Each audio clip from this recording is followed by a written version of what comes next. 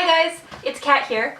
Today I'm doing my review for Carmilla by Joseph Sheridan Le Fanu. This is a classic Victorian vampire novella, and it was written in 1872, so it actually precedes Dracula by 25 years. This novel was one of the first ever, which was why about vampires. So this is what really drew me to it, because for Monster March I was like, I should do the first vampire novel, so that's why I read it. I knew that it was the original vampire story and that it had lesbian elements, and then I wanted to go from there. The story follows Laura, who is a young girl, teenage girl, and her new friend named Carmilla, and we go from there. So I really think that this would be better if I didn't know it was a vampire novel, if somehow someone had just been like, hey, read this, and because kind of the plot twist is given away because it's shelved as vampire, so you know that it's a vampire story.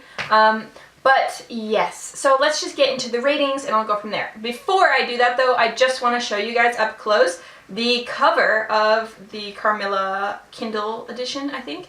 So it is absolutely gorgeous, and if this was on a real book, I would definitely make a huge deal of this. But it's like a gilt frame. Let's see if it will focus. Can you see? And then there's like a skeleton and ladies, and yeah, I just think it's so cool and stunning. The world, I'm gonna give 2.5 stars because it is a Victorian setting, which I usually like a lot. However, the setting I thought was pretty monotone, so I didn't exactly feel that it was so amazing or that the Victorian elements were really played up. It just felt like kind of someone was telling me about the history of their family, and they, you know, like when people tell like family stories, how sometimes they gloss over the details of the world because the action and that kind of stuff is more important. That's how I felt it was written. So for 2.5 for the world. So moving on to the characters. So basically only 2 main characters are explored, and that is Laura, who is the main girl, and Carmilla. So Carmilla is by far the most interesting because you're not really sure of her motivations, and there's the whole she looks so innocent but she's probably the soul-sucking vampire. Carmilla's interesting, but Laura is like dumb as a box of rocks. So that's not one of my favorite things to see in women. However, the portrayal of her father and then also the father's friend I thought was quite good for the men, but I definitely knocked it down 2 points just because the main character is quite dumb. So yes, moving on. So next is representation. So for representation, I gave it a 3.5 because it is female-centric and there are lesbian undertones. So obviously that is really good and I really appreciated it. And also it gets kind of a little bit of extra points because it was a forerunner. So it is one of the first vampire stories ever, and it is the first lesbian vampire story ever. It is the flip of Dracula. So Dracula is very heterocentric and has a lot of male themes, and then this one is female-centric. However,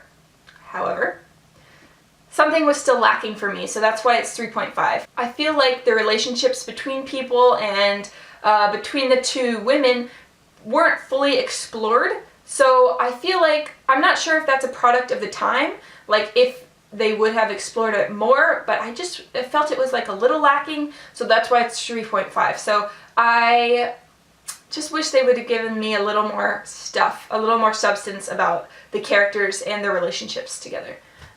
So for plot, I gave it a 3. So I thought it was really predictable, like so predictable. It was anticlimactic, and the reason why is because for some reason the tension had just dropped out completely, pretty much. I don't know why. There was no build and tension there or anything, so I just kept waiting for awesome vampire antics, and then it just never happened. So that's why the plot is 3, because if you're going to be predictable, then at least have there be tension, have there be awesome stuff, and then I was just waiting. You just left me waiting. So plot 3. Okay, moving on. Okay, so next is pace. So for pace, I'm going to give it a big fat ol' 2. At some points, I forced myself to continue. I didn't really like the pace at all. I thought it was so slow and kind of nothing was happening and it was a slog, and I'm glad it was really short. like novella size, because if it had been a full length, like I know Dracula is around 500 pages, I would have been really bitter about reading this if it had maintained that same pace. So writing, I gave 3.5. It was nothing too bad or nothing too good, but the one redeeming factor that I quite liked was the ambiguity of things, because I really like when there are skillful descriptions that are intentionally left vague, because I feel like then it allows me and my imagination to just run wild, and my imagination can get real wild. So I really liked that. I thought that was one of my favorite things about describing some of Carmilla's actions towards Laura were very vague and you weren't sure. And of course in my mind I'm shipping. I'm building all the ships and they're just sailing away into the sunset. But because it's a product of the time, maybe that's just the writing style of the time to like not say things explicitly, but I really like that. I like that. Sometimes leaving things unsaid and letting things kind of develop for each person individually. So maybe other people didn't feel this way. Maybe they thought it was too weak in that way. Let me know what you thought, but I really liked that part of it. Okay, and the last thing is the ending. So the satisfaction that I got. I would give it a 3. So it was cool, but not written totally well. And like I said, the tension fell out. So the climax that happened was actually pretty anticlimactic. I would say that the plot was pretty weak overall, and that the ending kind of went along with the whole kind of boring slow motion train wreck. Not even a wreck, because it was going so slow. Overall, I give Carmilla a 2.9. And so normally I would say don't read this book. I didn't enjoy it that much. However, because it is the forerunner of vampire lit, and because it is the absolute forerunner of lesbian vampire lit, I think that if you are interested in vampire books or monster history or even lesbian fiction, I think it is pretty important from a historical standpoint. So I probably would recommend it on those grounds.